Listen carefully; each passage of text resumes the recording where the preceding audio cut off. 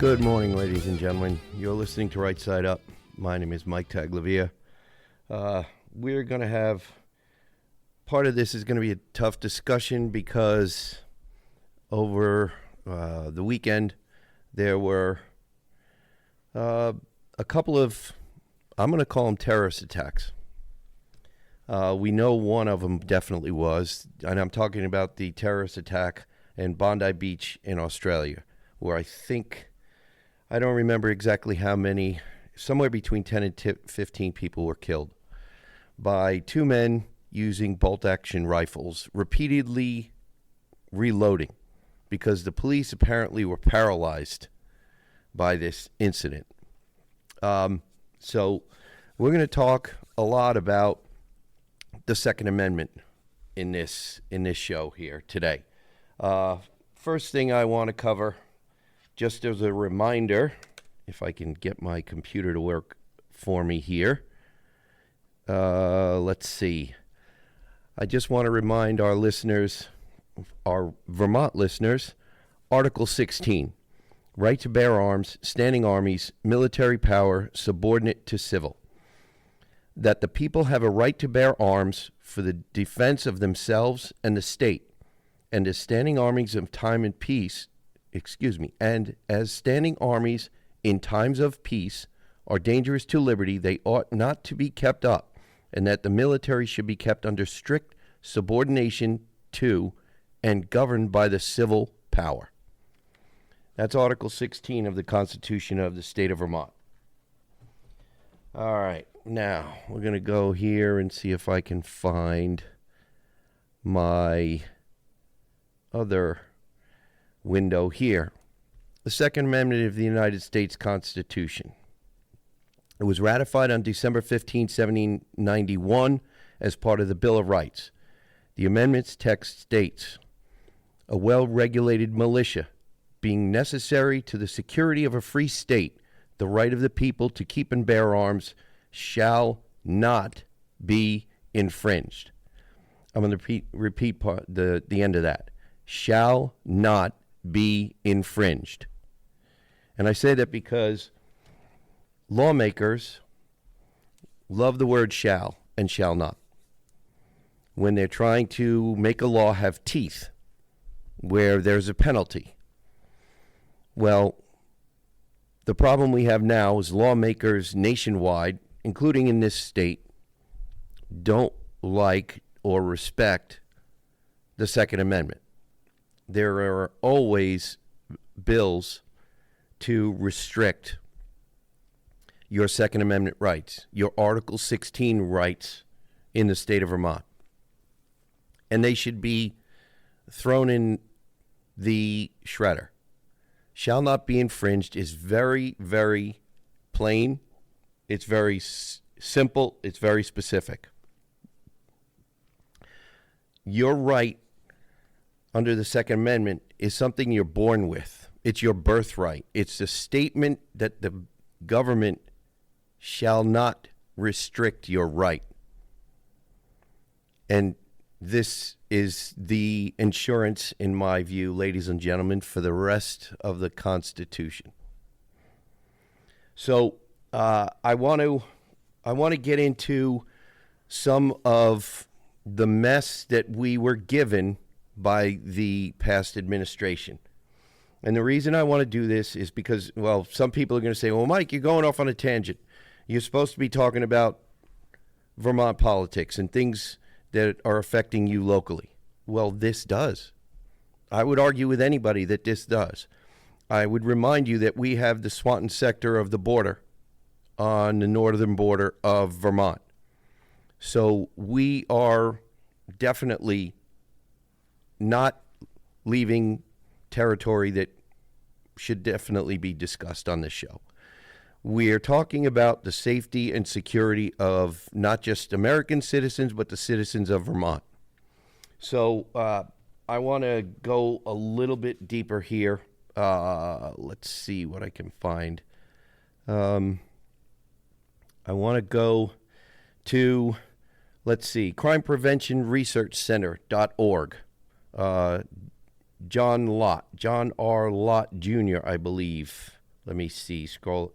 John R. Lott, yes. Okay, we've referred to this website a few times here on Right Side Up, but I want to go over this. Concealed carry permit holders across the United States for 2025. And they did, this is just December 8th, 2025. Concealed handgun permit report. Let's see. After peaking in 2022, the number of concealed carry permit holders across the United States has declined for the third year in a row. The total now sits at 20.88 million, representing 2.7% drop from last year. A major factor behind this ongoing decrease is the widespread adoption of constitutional carry laws. And thankfully, ladies and gentlemen, here we are a constitutional carry state, which is really wonderful. Following Louisiana's implementation of permitless carry on July 4, 2024, 29 states now allow residents to carry without a permit. As a result, 46.8% of Americans, roughly 157.6 million, now live in constitutional carry states, with 67.7% of the land in the country, roughly 2.57 million square miles. Although no additional states enacted such laws last year, the broader trend remains unchanged. Unlike gun ownership surveys that may be affected by people's unwillingness to answer personal questions, concealed handgun permit data is the only real hard data that we have, but it becomes a less accurate measure as more states become constitutional carry states. Among the findings of our report, last year, the number of permit holders fell by 0.59 million to 20.88 million, the third consecutive annual decline. The total had previously peaked at 22 million in 2022. The primary reason for the decrease is that the permit numbers tend to drop gradually in constitutional carry states, even though it's evident that more people are legally carrying. 7.8% of American adults have permits. Outside of the restrictive states of California and New York, about 9.3% of adults have a permit. In 15 states, more than 10% of adults have permits. Utah has slipped below the 10% mark this year. Indiana has the highest permit rate at 22.7%, followed by Colorado at 19% and Pennsylvania at 16.2%. 5 states now have over 1 million permit holders: Florida, Georgia, Indiana, Pennsylvania, and Texas. Florida is the top states with Florida is the top states with 2.38 million permits. 29 states have adopted constitutional carry for their entire state, meaning that a permit is no longer required. Remember, shall not be infringed. Because of these constitutional carry states, the concealed carry permits number does not paint a full picture of how many people are legally carrying across the nation. Many residents still choose to obtain permits so that they can carry in other states that have reciprocity agreements.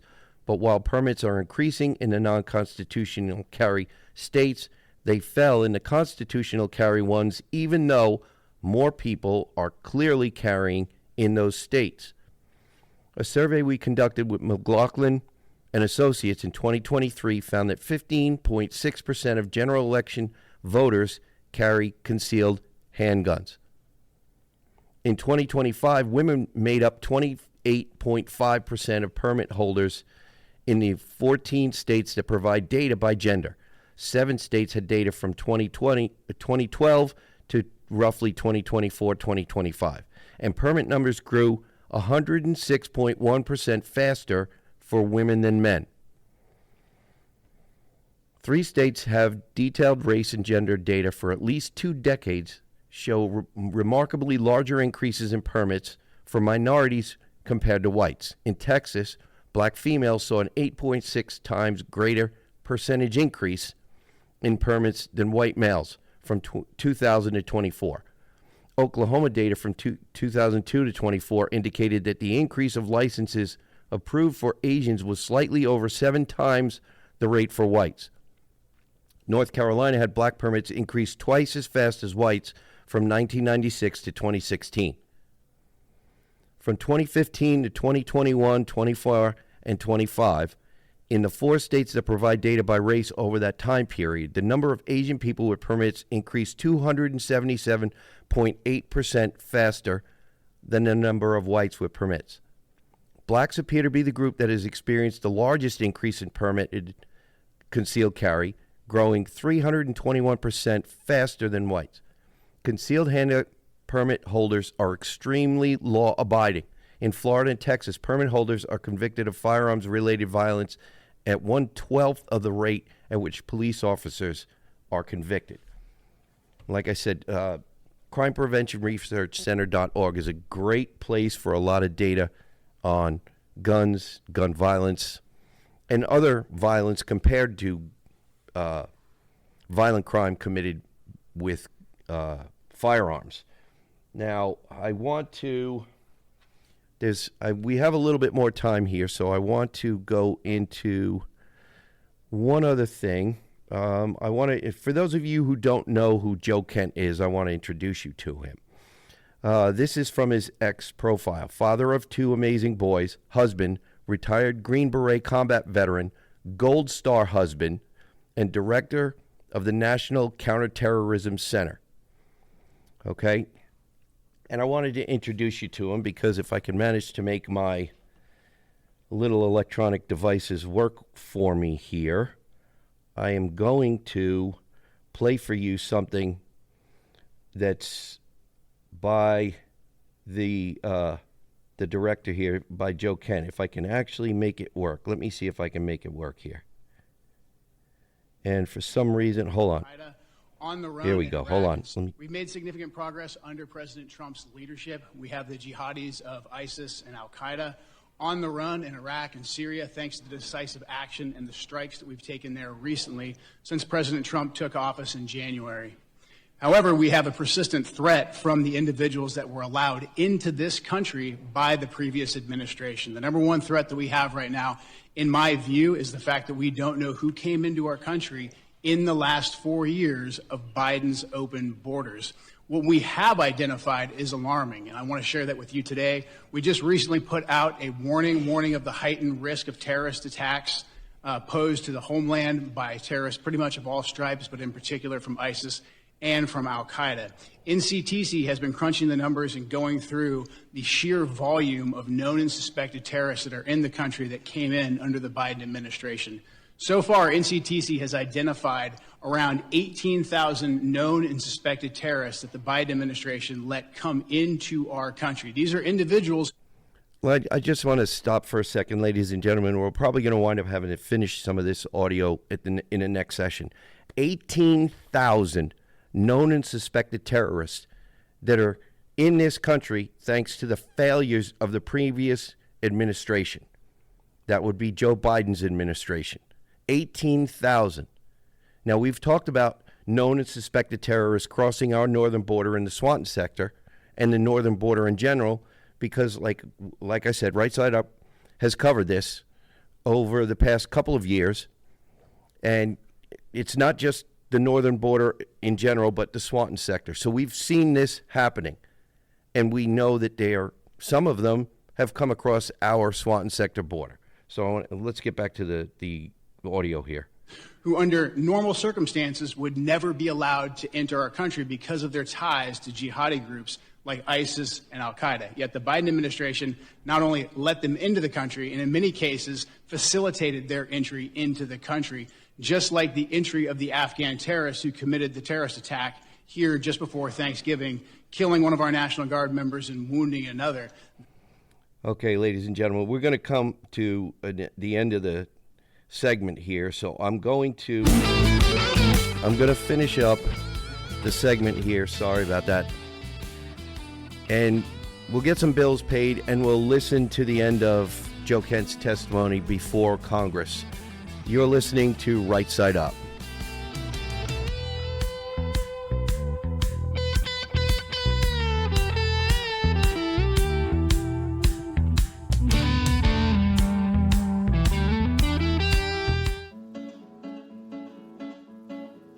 Not everyone can get up every day and look for ways to piss people off. But here at GraniteRock.com, We do that almost every day. I can't tell you how many times someone's lost their SHIT and threatened to end us. We're still here, pissing people off. It's almost like we enjoy it, and we've been doing it since 2006. That's almost 2 decades of news, politics, and opinion, and now podcasts, and we're just getting started. We believe in principles before parties and politicians. We defend free markets and individual liberty, and if that makes you mad, it makes us smile. We're like Grandma after she stopped caring what other people thought. If that sounds refreshing, you need to check us out. This is Steve McDonald for Granite Rock, and we'll keep shining the light on them for you.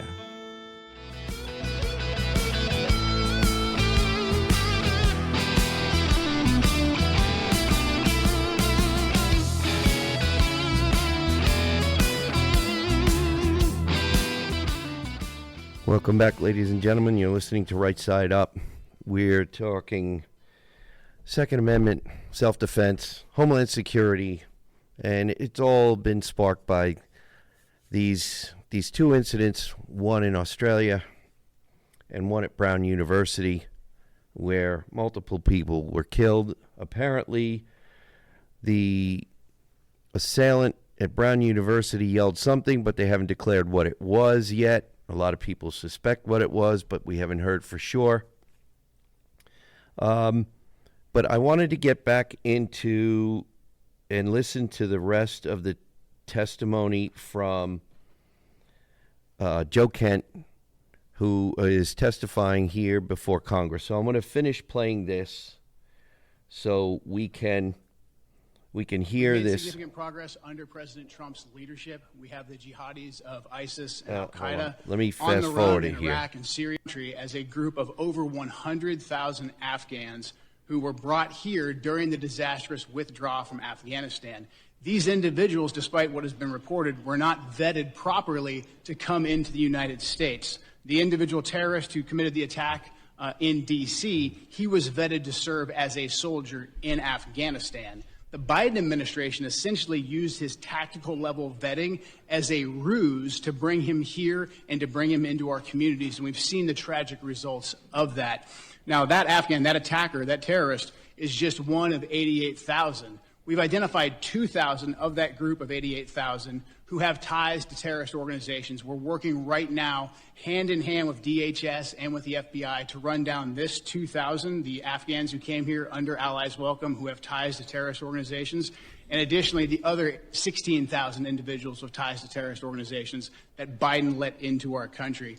That is probably the top terrorist threat that we face right now, and that doesn't include the individuals who came here illegally through the open border. That number, alarmingly, remains So, ladies and gentlemen, it goes on for a few more seconds, but basically what Joe Kent is telling you as Vermonters and basically everybody in the country is we've got a big problem in this country. We have no idea how dangerous some of these people who we've let in currently are or currently could be. But we have somewhere in the ballpark of 18,000 known suspected terrorists in our country. That doesn't mean they're all here in Vermont, but if they're freely moving about the country, we don't know where they are and what their plans are.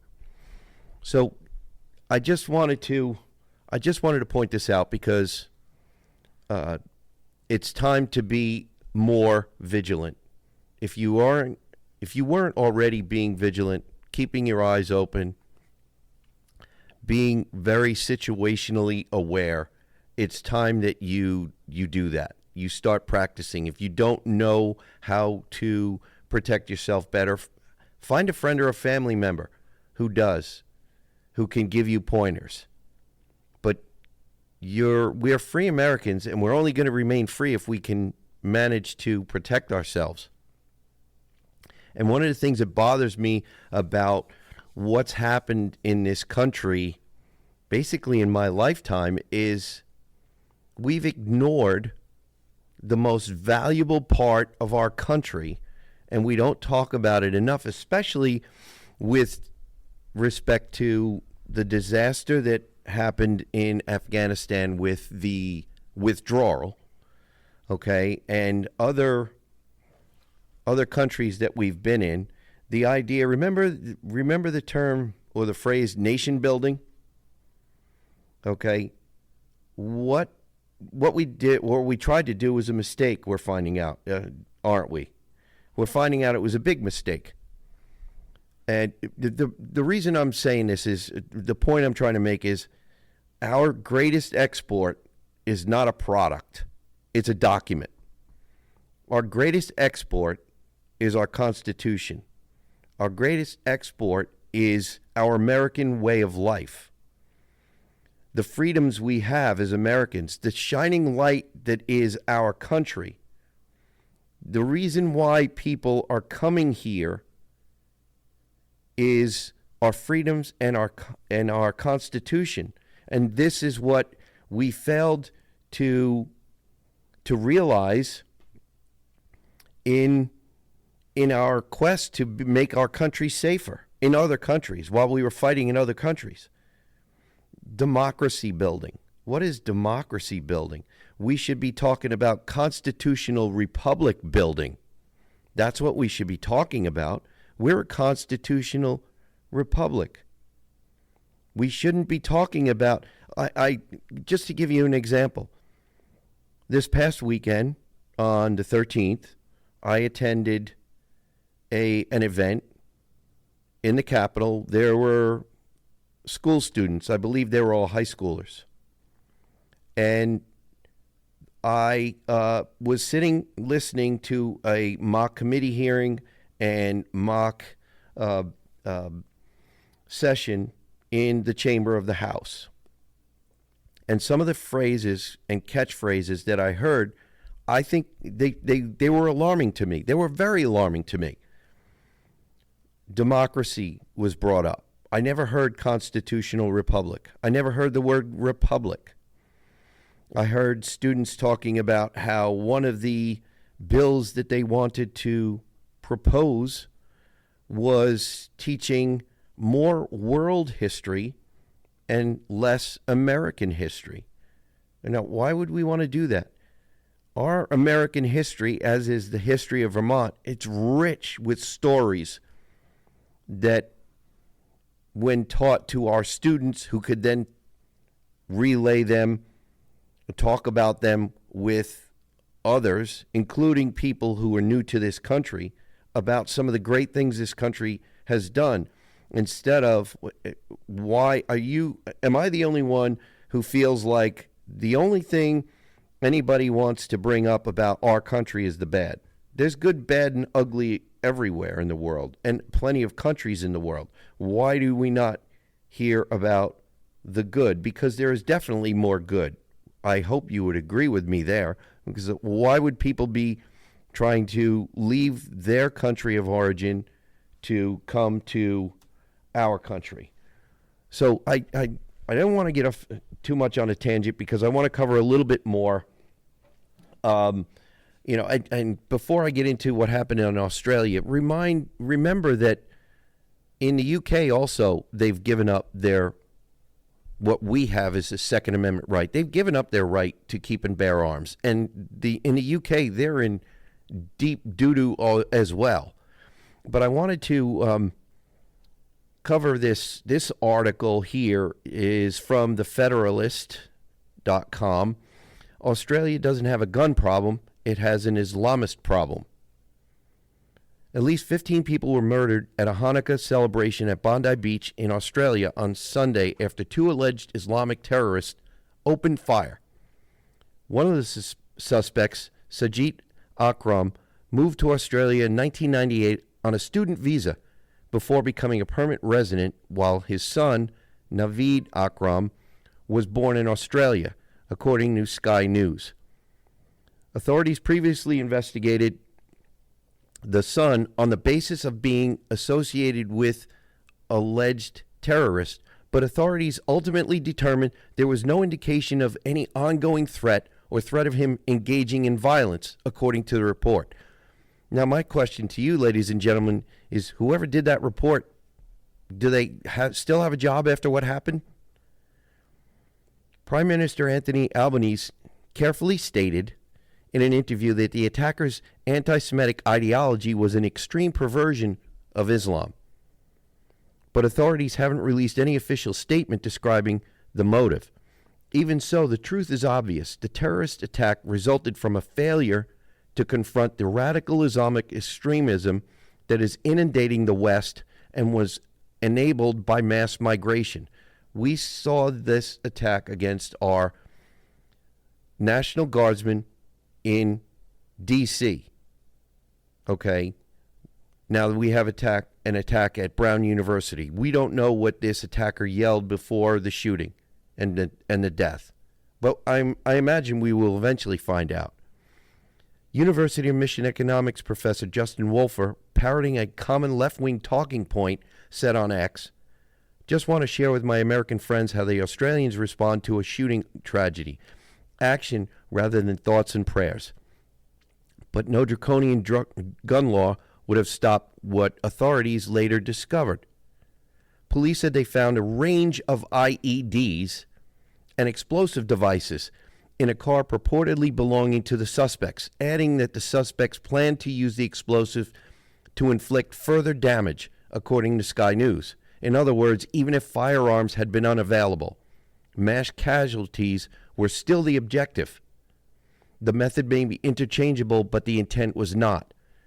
The circumstances are hardly unique. Earlier this year, a suspected radical Islamist allegedly used Molotov cocktails to light Jewish demonstrators on fire in Boulder, Colorado.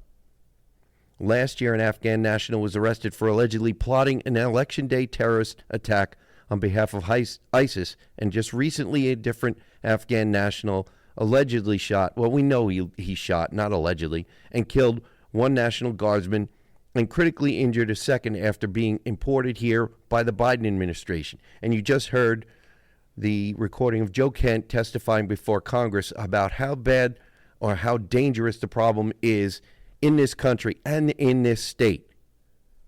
In Europe, Paris canceled its iconic Champs-Élysées, I have no idea how that's pronounced, but I hope I didn't butcher it too bad, an open-air concert on New Year's Eve after authorities cited, quote, unpredictable crowd movements. Though, as the New York Post reported, critics loudly blamed France's open-door immigration policies. France's interior minister sent a letter to state officials warning of a, quote, very high terror threat at open-air Christmas markets from groups like ISIS and Al-Qaeda, according to the Post. At least 6 terrorist plots have been thwarted to date in 2025 in Paris. At least 6. In all cases, the problem wasn't the weapon, because the weapons changed. It was radical Islamists. But that's the truth that Australia's leaders and leftists refuse to acknowledge. Australia already has some of the strictest gun laws in the world. Pretending the attack was the result of loose gun regulations rather than a failure to address the importation and radicalization of violent Islamist extremists is not only dishonest, it's dangerous.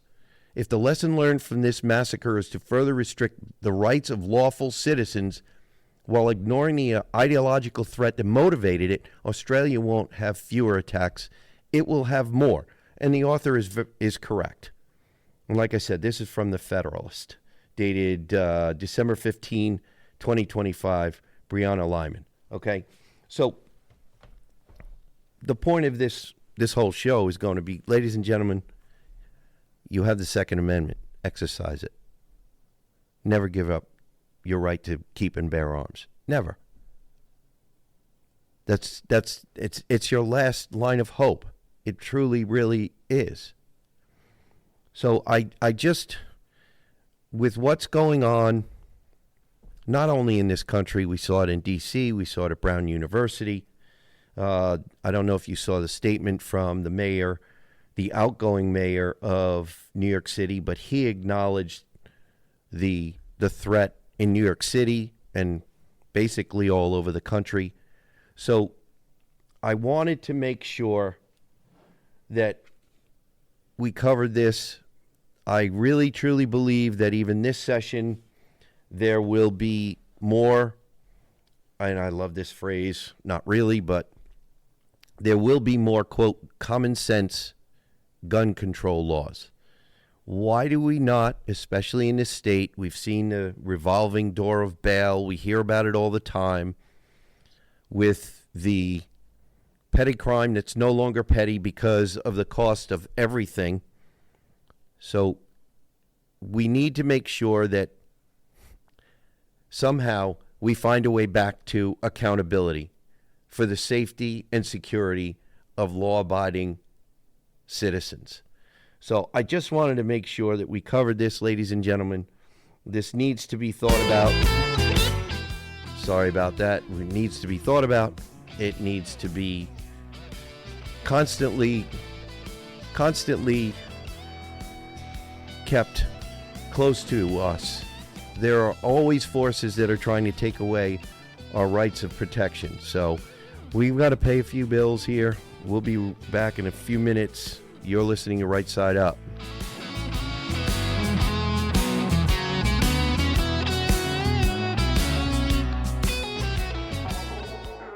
Hey, this is Steve from Granite Rock. I'd like to thank Mike Tagliavia and Right Side Up for being part of Granite Grok and Grok Media LLC's podcast network. You can check out all our programs every night of the week at 8 p.m., except on Tuesdays when we do Granite State Live, which starts at 7 p.m. Eastern Time.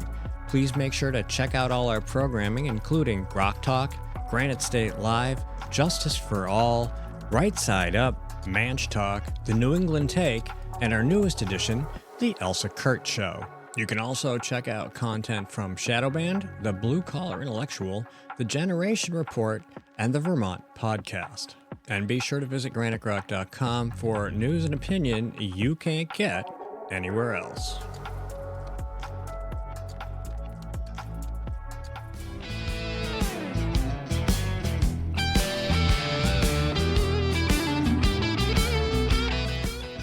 Welcome back, ladies and gentlemen. You're listening to Right Side Up.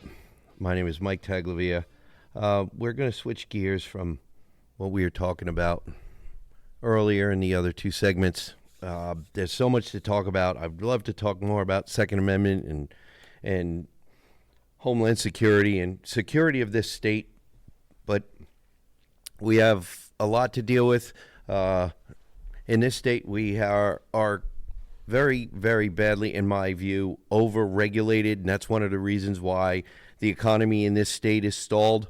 We have an affordability issue that's compounded by high rates of taxation, but also very, very onerous regulations, especially on our farmers and our construction industry. Our restrictions with respect to efficiency are what is helping to stifle our economy. But I want to talk about food safety and farming for a minute. I think that farming should be one of our priorities when it comes to easing regulations so we can actually promote more farms in this state. We obviously need more. But this article caught my eye. This is dates back December 10th, 2025 by John Clark from Small Farm Republic, but I think I originally saw this on Vermont Daily Chronicle. Let's see. Chinese toxins in U.S. barbecues, a wary eye on the food supply. Let's see. In 2006 and 7, Americans' pet cats and dogs began dying mysteriously from kidney failure.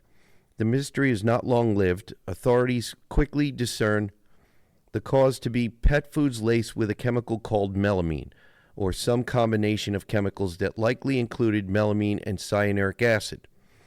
This was a tragic way for animals to die. The FDA reported that more than 10,000 complaints about sickened pets. Thousands of cats and dogs were killed by the tainted pet foods. Melamine is an industrial chemical not generally accepted as a food ingredient, so how did it end up in U.S. pet foods? The problem traces to China, where surplus melamine and cyanuric acid became widely used as adulterants in feedstock and baby formula to mislead quality testing that measures protein content by assessing nitrogen levels.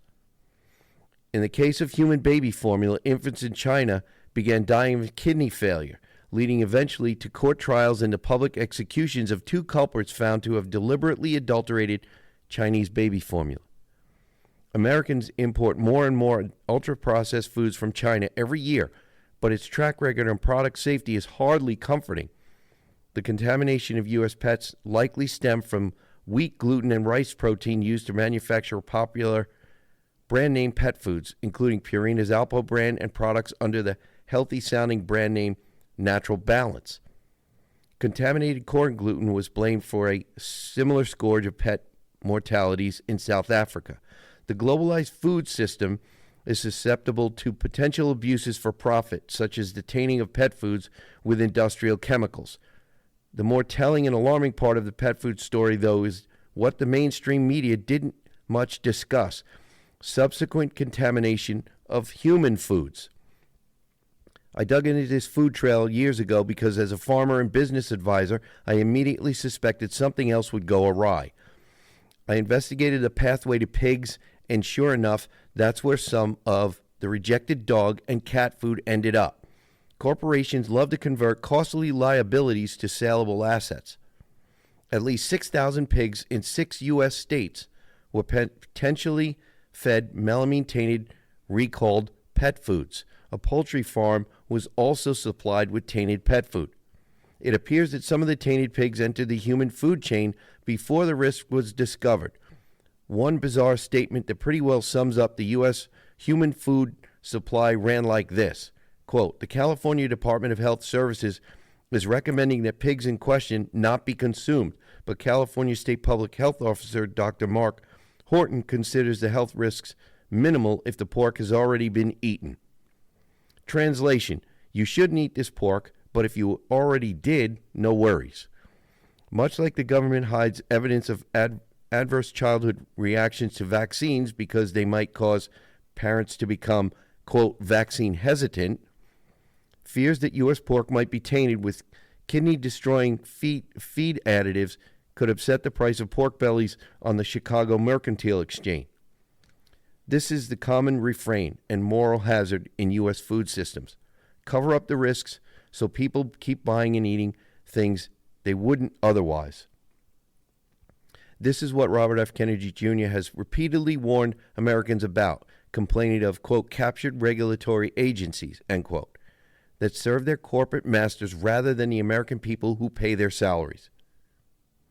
Recall in the movie Jaws that the town of Amity Island's mayor downplays the risk of shark attacks because the news could destroy summer tourist traffic and undermine local businesses. That reflects what the modern American food supply looks like. Don't tell people the risks of what they are munching on from their local fast food drive-thru. It could hurt business. If toxic pet food that kills dogs and cats is averted to feed pigs and their meat is then fed to humans, what else is making its way through the increasingly industrialized international food system to America's dinner plates? So, I know this might sound a little bit far-reaching, but in a state where we used to have thousands more farmers than we do now, and thousands more small farms than we do currently, why are we not, as a state, trying to find ways to reduce regulation for farmers, to make it so that, like the label on John Clark's website, Small Farm Republic, so small farms can actually still be prosperous, be profitable? How many times have you heard somebody talk about large factory farms? Well, most of the farmers have expanded to a point where someone would call them a factory farm because that the farmers pretty much understand that if they don't make their farms larger, is like dairy farmers, if they don't milk more and more cows, that they are going to risk being regulated right out of business. So we know that we're overregulating our farms. And why would I say that? Well, we're watching our farm population die. We're watching our farming industry die because farmers have decided to call it quits and reap the last harvest that most farmers do, and that's by selling out and taking the cash. A lot of them wind up doing that. So we need to find ways to encourage farmers to stay on the farm. We need to find ways like, I believe there's still in a bill in the legislature, and it refers to logging industry as well, but some of the trucking, some of the equipment that farmers have to buy, the taxes on them are extremely onerous. So being able to buy the heavy equipment that could cost in the hundreds of thousands of dollars each piece, for a farmer or a logger not to have to pay tax on that equipment would be a huge savings for them and maybe be what helps to keep them viable. Between the agriculture industry and the wood products industry in this state, we would be in a much better financial state. Right now, what do we have for an economy? We have service economy and we have tourist economy. Tourist economy, apparently, I was just reading something, I can't remember the number, but it was a pretty large number in the billions. I forgot how many. I seem to remember something like $10 billion or more, but I can't remember the number. But that's great that we have a tourist industry that's that large. But why not have a production economy as well? Why not have three ways to have people be able to make money by producing something other than having a labor economy and a tourist economy? How better to buffer your economy and the economic growth of a state and the economic stability of a state by having more options for people to, number one, stay here, and number two, for them to move here. Even in the small neighborhood, the small town where I live, there were incredible number of farms, dairy farms, small dairy farms, within probably 2 or 3 miles of my home, and they're no longer there because it became so difficult for farmers to remain profitable. And it is a labor of love. I mean, go to a dairy farm and watch and look and see what the farmer does on a daily basis. Maybe talk to one of them. Find out how many hours a dairy farmer puts in, especially if it's a small family-run operation. And even if it's not, because the cows need to be milked, and I've seen the automation that we have now. It's incredible. I didn't even realize that they had this stuff. But there still needs to be somebody who's observing this equipment and making sure that there are no breakdowns in the system. So if we're going to keep the Vermont that we all know and love viable economically, we need to be, like I was talking about in the first two segments, we need to be vigilant because we know of the risks that are out there. And thankfully, we are a constitutional carry state. But we also need to know what the risks regulatorily we have. And are we going to regulate ourselves right out of business? I go back to one of the comments that I found really disturbing about Vermont. It's really pretty, but what else is there? Why does it need to be that way? Why? It doesn't need to be that way. We have a lot to offer. Vermont is known worldwide for a number of things. Why should we not restore some of the things that have fallen by the wayside, that have suffered because of regulation, like the wood products industry and our farming and our farmers and our farm families? Why not celebrate them and find ways to be more generous to them so that they can make a wage and their family members can make a wage and a profit to make them want to keep coming back and getting up in the morning as early as they do and staying up for those late hours that they absolutely have to do if they're going to keep their livestock healthy, especially in the cold winter days like we have now. So we need to be mindful of the big picture. The big picture. There's not just one thing, one silver bullet that is going to fix what we have as far as the problems in this beautiful Green Mountain state. But if we can identify what they are, and we've pretty much identified that, at least here on Right Side Up. There are a lot of people who know what the problems are, and they are fixable problems. I and probably most of you in the listening audience know they're fixable problems. But we have to have the right people in the right places. So we're coming up on the end of the show again, unfortunately. Again, like I said, I hope you enjoy what we talk about. But I just want to, one of the reasons why I do this every week is because I want to make sure that we're all informed. I want to make sure that we continue to talk with our friends and neighbors. Find out what's bothering your friends and neighbors, and then find out who in a place of power, with the ability to make it better, who they are, and are they willing to make it better. So, anyway, ladies and gentlemen, we've come to the end of another show. Remember, stay safe, stay informed, listen to Right Side Up.